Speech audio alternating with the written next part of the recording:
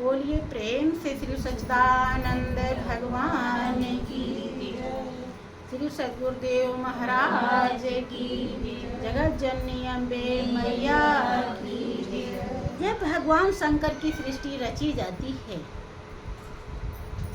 उस समय माया की रचना ब्रह्मा ने नहीं किया था, जिसके नाते उन्हें कोई भी दुनिया की चीज फंसा न सकी और वो उसे ढूंढने लगे कि हमको किसने बनाया है, कहाँ है वो, क्या है वो। जब चाह होती है तो राह मिलती है। जब घोर तपस्या किया तो वो शक्ति जिसमें से सभी आते हैं वो प्रकट हो जाती है, जिसको आद्या कहा जाता है। आद्या मतलब आदि शक्ति। जिस शक्ति से ही कुछ कला लेकर भगवान राम आए इस धरती पर, कुछ कला लेकर भगवान कृष्ण आए और कुछ कला लेकर के भगवान शंकर आए।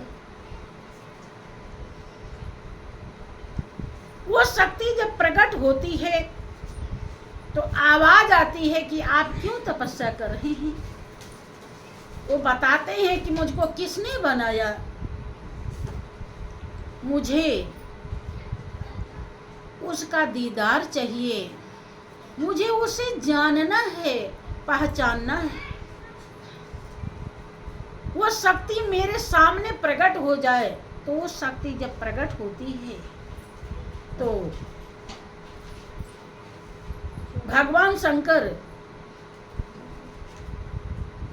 उस शक्ति से वो नाम प्राप्त करते हैं जिस नाम से पूरी दुनिया बनी है। और उस नाम को जब उन्होंने धारण किया तो उसी नाम के द्वारा उन्होंने 4 रास्ते निकाले। कौन से 4 रास्ते निकाले? मैंने देखे हैं रास्ते 4, प्रभु के घर जाना है। मैंने देखे हैं रास्ते 4, प्रभु के घर जाना है। पहला रास्ता जगमग ज्योति, पहला रास्ता जगमग ज्योति, ज्योति जले दिन रात, प्रभु के घर जाना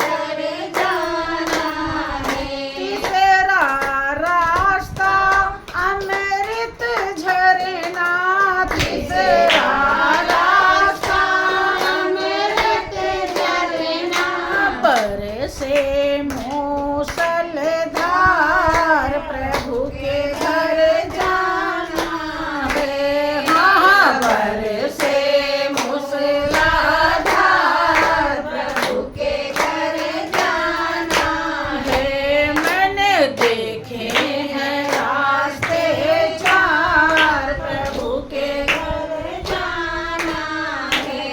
मैंने देखे हैं रास्ते चार, प्रभु के घर जाना है। चौथा रास्ता नाम है पावन, चौथा रास्ता नाम है पावन। सुमिरन होए दिन रात, प्रभु के घर जाना है। हाँ, सुमिरन होए दिन रात, प्रभु के घर जाना है। मैंने देखे हैं रास्ते चार, प्रभु के घर जाना है। मैंने देखे हैं रास्ते चार, प्रभु के घर जाना है। चारों मिलकर एक जो होवे, चारों मिलकर एक जो होवे। पहुँचे सतगुरु द्वार, प्रभु के घर जाना है। हाँ, पहुँचे सतगुरु द्वार, प्रभु के घर जाना है। हाँ बहनों, ध्यान दीजिए। श्री सच्चिदानंद भगवान की जय। देखिए, भगवान शंकर को भी गुरु धारण करना पड़ा। देखो, प्रमाण है। हाँ, इतने हैं कि वो माया चक्कर में नहीं फंसे थे, जिसके नाते वो ज्ञानी बने। और ज्ञानी बने तो उसी नाम से चार रास्ते निकाले और वहां पहुंचे जहां पहुंचना चाहिए। अब शंकर जी की पूजा सभी लोग करते हैं, लेकिन शंकर की बात मानते नहीं हैं। जब शंकर को गुरु धारण करने की जरूरत पड़ी तो आप लोगों को नहीं पड़ेगी। उस शक्ति को, उस देवी को बिना ज्ञान के भगवान शंकर ने भी नहीं जाना, और उसको जानने के बाद ही शांति मिलती है। देखो, प्रमाण है। भगवान शंकर का ही ले लीजिए। माँ पार्वती जब सती के जन्म में थी, अगला जन्म उनका पार्वती का है। जब वो सती थी, आप सुनते हैं कि हरिद्वार में सती का मंदिर है, जहाँ राजा दक्ष उनके पिता यज्ञ कर रहे थे, जहाँ जाकर के वो हवन में कूद जाती हैं और जल जाती हैं। सती बहुत प्रिय बताई जाती है भगवान शंकर के लिए, यहाँ तक कि इतना उन्हें दुख हो जाता है, जबकि वो कितने बड़े महादेव कहलाते हैं, संत कहलाते हैं, दुनिया में रहते हुए दुनिया से उपराम हैं, त्रिकालदर्शी संत हैं।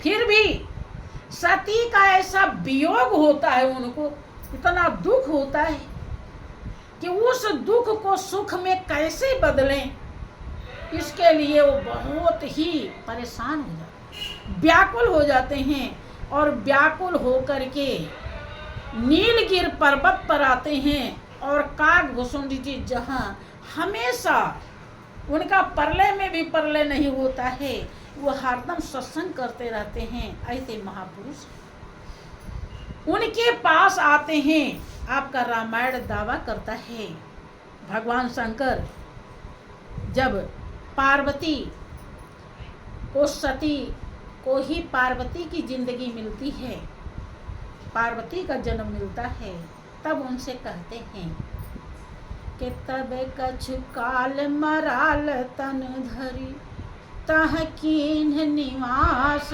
और सादर सुनि रघुपति गुण पुनियायो कैलाश। कि तुम्हारे वियोग में मैं इतना व्याकुल था कि हंस का रूप धारण करके, क्योंकि कागभूषुंड जी कौवा बताए जाते हैं, तो अब पक्षी के पास तो पक्षी बन के ही जाएंगे। यद्यपि रहस्य कुछ और है, लेकिन बाहर से यही बताया गया। अर्थात हंस, जिसका हृदय निर्मल होता है वही हंस है, और जो छल कपट करता है वो है बगुला। तो जो हंस रूप होता है वही सत्संग सुन पाता है, वही समझ पाता है, बगुले कभी समझ नहीं पाते। तो कह रहे हंस का रूप धारण करके आए पार्वती। मैं वहां पर कुछ दिन रहा और सत्संग सुना, और जब मुझे शांति मिली तब मैं कैलाश पर्वत आई। अब विचार कीजिए, बिना सत्संग के भगवान शंकर को शांति नहीं। जब तक सत्संग नहीं सुना तब तक वियोग खत्म नहीं हुआ, तो साधारण इंसान का क्या और दूसरा कोई इलाज है? और कोई दूसरा इलाज नहीं है। लेकिन शंकर की पूजा, देवी की पूजा सभी करते हैं, उनकी बात मानने के लिए कोई भी तैयार नहीं।